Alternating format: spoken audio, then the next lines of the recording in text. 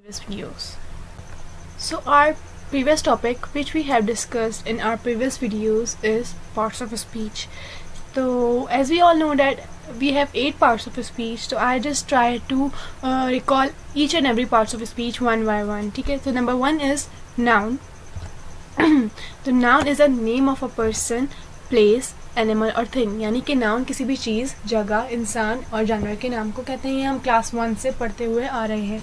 ठीक है, किसी भी चीज़ का नाम, इंसान का नाम, जगह का नाम या फिर थिंग का नाम यानी कि एनिमल का नाम, तो क्या कहलाता है? नाउन कहलाता है। ठीक है, इसी तरीके से प्रोनाउन क्या होता है?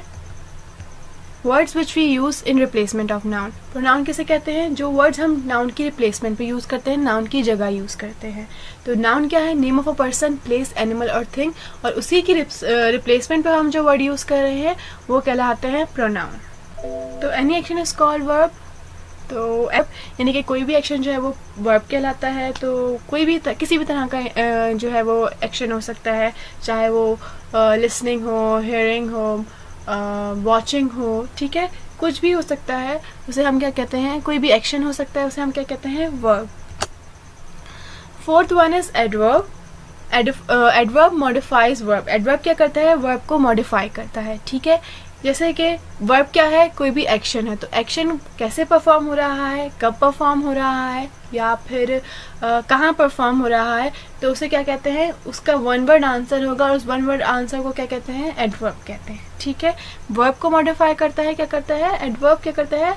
वर्ब को डिस्क्राइब करता है या फिर मॉडिफाई करता है। ठीक है, फर्दर एक्सप्लेन करता है। Fifth one is adjective. Adjective क्या होता है? डिस्क्राइब्स नाउन और प्रोनाउन। एडजेक्टिव क्या करता है? नाउन और प्रोनाउन को डिस्क्राइब करता है। तो नाउन और प्रोनाउन क्या होता है? Name of a person, place, animal और थिंग नाउन हो गया, और नाउन की रिप्लेसमेंट पे जो वर्ड यूज हो रहे हैं वो क्या कहलाते हैं? नाउन, वो सॉरी प्रोनाउन। तो प्रोनाउन और नाउन का जो भी डिस्क्रिप्शन है वो क्या कहलाती है? एडजेक्टिव। प्रेपोजिशन है। प्रेपोजिशन किसे कहते हैं?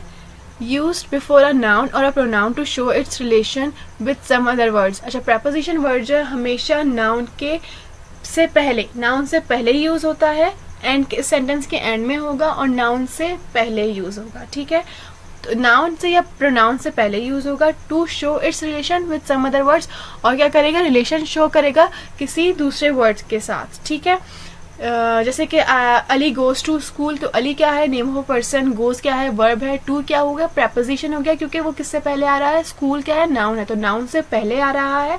तो और रिलेशनशिप शो कर रहा है वर्ब और नाउन के दरमियान, तो ये क्या हो गया? प्रेपोजिशन। टू क्या हो गया? प्रेपोजिशन। ठीक है, seventh one is conjunction. Conjunction क्या करता है? ज्वाइन टू वर्ड्स और सेंटेंसेस टुगेदर। दो वर्ड्स को या फिर सेंटेंसेस को आपस में जोड़ता है, कंबाइन करता है। ठीक है, इसी तरीके से लास्ट वन इज इंटरजेक्शन, जो कि है शोज इमोशंस और फीलिंग्स। इंटरजेक्शन क्या करता है? इमोशंस और फीलिंग्स को शो करता है बाय वर्ड्स। ठीक है, हम लोग जो है फिजिकली तो लोगों के इमोशंस और फीलिंग्स जो है वो जज कर सकते हैं बाय उनके फेशियल एक्सप्रेशंस, लेकिन हम वर्ड्स के थ्रू भी जो है अपने इमोशंस जो है वो शो कर सकते हैं और दूसरों के इमोशंस समझ भी सकते हैं बाय देयर वर्ड्स। ठीक है, तो आप लोगों का जो ये रिव्यू था, रिकॉल था, जो एक जो हम लोगों ने प्रीवियस वीडियोस में जो टॉपिक पढ़ा है पार्ट्स ऑफ स्पीच, उसके सारे 8 पार्ट्स ऑफ स्पीच का ये शॉर्ट रिव्यू दिया है मैंने आप लोगों को। तो आई होप अगर आप लोगों को कोई चीज़ अगर क्लियर नहीं हुई होगी वहाँ पर, तो यहाँ पर इस टॉपिक के रिव्यू से आप लोगों को क्लियर हो जानी चाहिए। ठीक है, now moving forward to our today's topic which is tenses. ठीक है, तो टेंसेस को समझने के लिए पहले हम लोगों को क्या पढ़ना पड़ेगा? इसका ग्राफ समझना पड़ेगा। ठीक है, अच्छा टेंसेस, पहले आप ये समझें कि टेंसेस होते क्या हैं।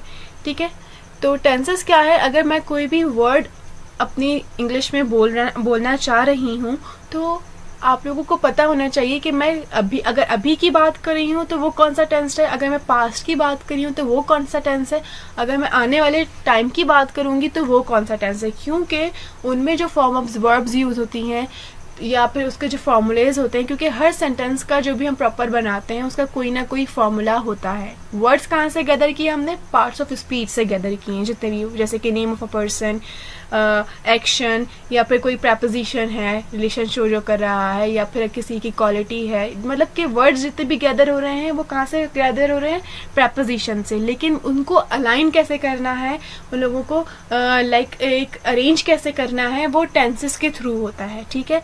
तो हमें वर्ड्स अपना प्रॉपर बनाने के लिए, वर्ड्स तो हमने गैदर कर लिए, लेकिन उनको अपने सेंटेंस को प्रॉपर बनाने के लिए हमें क्या चाहिए होगा, फॉर्मूला चाहिए होगा। तो फॉर्मूला हमें पहले पता चलना चाहिए कि हम किस मतलब टाइम की बात कर रहे हैं, पास्ट, प्रेजेंट या फ्यूचर।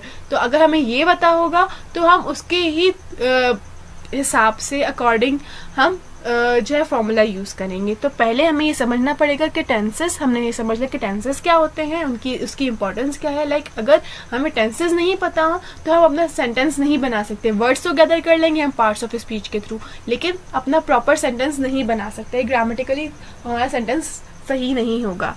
तो टेंसेस हमें समझने पड़ेंगे। तो टेंसेस कौन कौन से होते हैं पहले ये समझ लेते हैं। मेन टेंसेस हमारे पास होते हैं प्रेजेंट, पास्ट और फ्यूचर, ठीक है। प्रेजेंट किसे कहते हैं, अभी का time.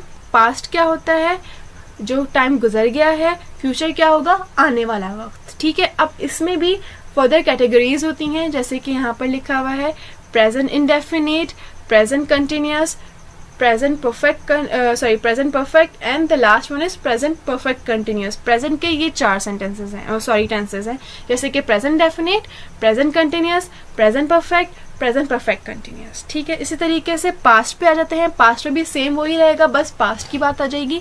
Past indefinite, past continuous, past perfect continuous, ठीक है। फ्यूचर की बात है तो future indefinite, future continuous, future perfect continuous. अच्छा, अब आप लोगों को हर एक टेंस जो है ना, वो आप लोगों के जितने भी सिलेबस में जो टेंसेज होंगे वो आप लोगों को एक एक करके बताए जाएंगे, ठीक है। प्रेजेंट इंडेफिनिट, अच्छा मैं अगर आपकी इंडेफिनिट की बात करूं तो इंडेफिनिट को हम सिंपल टेंस भी कह सकते हैं, ठीक है। कंटिन्यूअस की बात कर रहा हूँ तो वो हो सकता है, वर्ड किसकी बात हो सकती है कंटिन्यूअस में, जो काम हमारा कंटिन्यूअस है, मतलब कि चल रहा है, उसकी बात हो सकती है। परफेक्ट क्या होता है कि जो काम मैं कर चुका था, ये आप लोगों को हर टेंस के बताया जाएगा, ठीक है। और परफेक्ट कंटिन्यूअस की अगर बात करें ना, तो परफेक्ट कंटिन्यूअस में हम हमेशा टाइम जोन ले आते हैं, ठीक है। मॉर्निंग, इवनिंग या 5 o'clock, इस तरीके से टाइम आ जाता है, ठीक है। मैंने मतलब पर्टिकुलर आप लोग को ये नहीं बताया कि प्रेजेंट इंडेफिनिट क्या है, प्रेजेंट कंटिन्यूअस क्या है, ये नहीं बताया, सिर्फ मैंने बताया इंडेफिनिट क्या होता है। सिंपल टेंसेज होते हैं इंडेफिनिट, ठीक है। कंटिन्यूअस में हम लोग बता देते हैं मतलब कि काम कंटिन्यूअस है, अभी चल रहा है, ठीक है। अब पास्ट कंटिन्यूअस और फ्यूचर कंटिन्यूअस कैसे होगा, ये मैं आप लोगों को जब टॉपिक डिस्कस करेंगे तब आप लोगों को पता चलेगा, ठीक है। परफेक्ट क्या होता है, जो काम हो चुका होगा, ठीक है। और इसी तरीके से परफेक्ट कंटिन्यूअस में हम हमेशा टाइम जोन ले आते हैं। बस थोड़ा सा आप लोगों को मैंने रिव्यू दे दिया है, मतलब ओवरव्यू दे दिया है कि होता क्या है ये चीज़, ठीक है। तो प्रेजेंट क्या है, प्रेजेंट मतलब कि अभी की अगर मैं बात कर रही हूँ तो वो प्रेजेंट टाइम कहलाएगा। पास्ट टाइम क्या, जो कि पास्ट जो हमारा टाइम गुजर चुका है वो पास्ट होगा।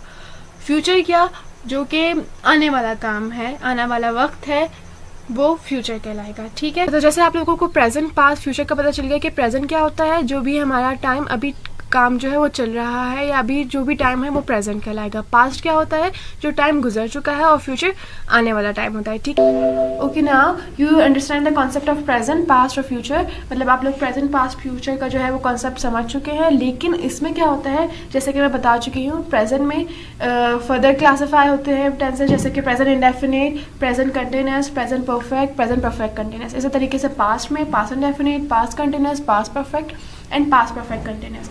और सेम फ्यूचर में भी सेम ही होता है, future indefinite, future continuous, future perfect and future perfect continuous, ठीक है। तो हर टेंसेस की जो है फर्दर क्लासीफाई हो रहे होते हैं हर टेंसेस। इसके अलावा भी जैसे अगर मैं सिर्फ प्रेजेंट इंडेफिनिट की बात करती हूँ तो ये फर्दर और क्लासीफाई होंगे असर्टिव, नेगेटिव और इंट्रोगेटिव। जैसे कि यहाँ पर असर्टिव, नेगेटिव और इंट्रोगेटिव हर टेंस जो है, चाहे वो प्रेजेंट कंटिन्यूअस हो, चाहे वो प्रेजेंट परफेक्ट हो, प्रेजेंट परफेक्ट कंटिन्यूअस, हर टेंस जो है वो फर्दर क्लासीफाई होता है किसमें, असर्टिव, नेगेटिव और इंट्रोगेटिव में, ठीक है। तो इंटरोगेटिव क्या होता है, अच्छा पहले आप समझ लें कि असर्टिव क्या है, नेगेटिव क्या है और इंटरोगेटिव क्या है। असर्टिव क्या होता है, अगर मैं सिंपल बात कर रही हूँ कोई भी, जैसे कि मैंने खाना खाया, तो ये असर्टिव हुआ, सिंपल बात हो रही है, ठीक है। अगर मैं बात करी हूँ नेगेटिव, तो नेगेटिव टेंस में क्या होता है, हम हमेशा नहीं का इजाफा कर देते हैं, नहीं ऐड कर देते हैं, जैसे मैंने खाना नहीं खाया, ठीक है। और इंटरोगेटिव में क्या होता है, इंटरोगेटिव में हमेशा क्वेश्चनिंग टेंस होता है, जैसे कि क्या मैंने खाना खाया, या क्या तुमने खाना खाया, क्या तुम स्कूल गए। तो जो भी क्वेश्चनिंग टेंस होगा वो क्या कहलाएगा, इंटरोगेटिव। नेगेटिव होगा जिसमें नहीं आ जाए, असर्टिव में क्या होगा, सिंपल टेंस होगा, ठीक है। अच्छा, तो जब भी मैं टेंसेस की बात करूं तो सबसे पहले हमें फॉर्म्स ऑफ वर्ब्स पता होने चाहिए। वर्ब क्या होता है, कोई भी एक्शन जो हम परफॉर्म करते हैं उसे हम क्या कहते हैं, वर्ब। तो अगर मैं कोई भी सेंटेंस बनाना चाह रही हूँ ना, तो उसमें कोई ना कोई एक्शन परफॉर्म कर रहा होगा, या तो मैं कर रही हूँ या कोई और कर रहा होगा, मतलब कुछ ना कुछ हो रहा होगा। तो उस कुछ ना कुछ होने का, उसको हम क्या कहेंगे, वर्ब कहेंगे, ठीक है। तो अब वर्ब क्या है, हर टेंस में जो है ना, हर अलग अलग वर्ब यूज होता है। मतलब अगर मैं प्रेजेंट इंडेफिनिट की बात करूँ तो प्रेजेंट इंडेफिनिट में फर्स्ट फॉर्म यूज होगी। प्रेजेंट कंटिन्यूस की बात करूँ तो उसमें फर्स्ट फॉर्म तो यूज होगी, पर उसमें आईएनजी फॉर्म यूज होगी, आईएनजी लग जाएगा फर्स्ट फॉर्म के साथ। प्रेजेंट परफेक्ट की बात करूँ तो उसमें थर्ड फॉर्म यूज होगी। पास्ट इंडेफिनिट की बात करूँ तो उसमें सेकंड फॉर्म यूज होगी। तो मतलब टेंसेस को पढ़ने से पहले हमें फॉर्म्स ऑफ वर्ब पता होनी चाहिए, ठीक है। तो 3 फॉर्म्स होती हैं वर्ब की, फर्स्ट फॉर्म, सेकंड फॉर्म और थर्ड फॉर्म, ठीक है। तो कुछ टेंसेस में फर्स्ट फॉर्म यूज होती है, कुछ टेंसेस में सेकंड फॉर्म और कुछ टेंसेस में थर्ड फॉर्म। तो आप लोगों को पहले टेंसेस समझने से पहले फॉर्म्स ऑफ वर्ब पता होने चाहिए। अच्छा, कुछ वर्ब्स जो हैं, फॉर्म्स ऑफ वर्ब जो हैं वो सेम होती हैं, फर्स्ट फॉर्म भी सेम, सेकंड फॉर्म भी सेम, थर्ड फॉर्म भी सेम। जैसे कि यहाँ पे लिखा हुआ है कट कट कट, तो ये सारी तीनों फॉर्म सेम है कट की। इसी तरीके से पुट पुट पुट, तो ये तीनों फॉर्म्स जो हैं, फॉर्म्स ऑफ वर्ब सेम है। इज और वॉज जो है वो हेल्पिंग वर्ब्स हैं। तो आपको मैं बताऊंगी कि हेल्पिंग वर्ब क्या होता है जब हम टेंसेस पढ़ेंगे, तो इसको अभी आप इज और आर को स्किप कर दें। स्वेट स्वेट स्वेट, तो ये क्या हुआ, ये भी सेम हुई आप लोगों की तीनों फॉर्म्स। अब क्या है, सेल सोल्ड सोल्ड, तो सेल सोल्ड सोल्ड में आप लोगों की एक फॉर्म अलग है, फर्स्ट फॉर्म, सोल्ड और सोल्ड सेकेंड फॉर्म और थर्ड फॉर्म चेंज है, डिफरेंट है। इसी तरीके से फॉल फेल फॉलन, तो आपकी क्या, ये तीनों फॉर्म्स डिफरेंट है, ठीक है। इसी तरीके से ईट एट इटन, यहाँ पर ई एन लगा हुआ है, ई या फिर एन, यहाँ पे जैसे बीच में यहाँ पे हमारा मिडिल में ई लगा हुआ है एक ही जगह, और एंड में ई एन लगा है। इसी तरीके से यहाँ पर सेकेंड फॉर्म में ई ए टी ई एट हो गया और इटन हो गया, ठीक है। तो हर फॉर्म्स ऑफ वर्ब अलग होती है, जैसे कि यहाँ पे किसी फॉर्म्स ऑफ वर्ब में ईडी लगा होता है एंड में, जैसे कि यहाँ पे कलर है तो कलर्ड, सेकंड फॉर्म कलर्ड है, थर्ड फॉर्म कलर्ड है। कॉल है तो कॉल्ड, सेकंड फॉर्म कॉल्ड है और थर्ड फॉर्म कॉल्ड है। तो her forms of verb different होती हैं और कुछ सेम भी हो सकती हैं। तो उनसे मतलब सब टेंसेस को समझने से पहले हमें फॉर्म्स ऑफ वर्ब पता होनी चाहिए, ठीक है।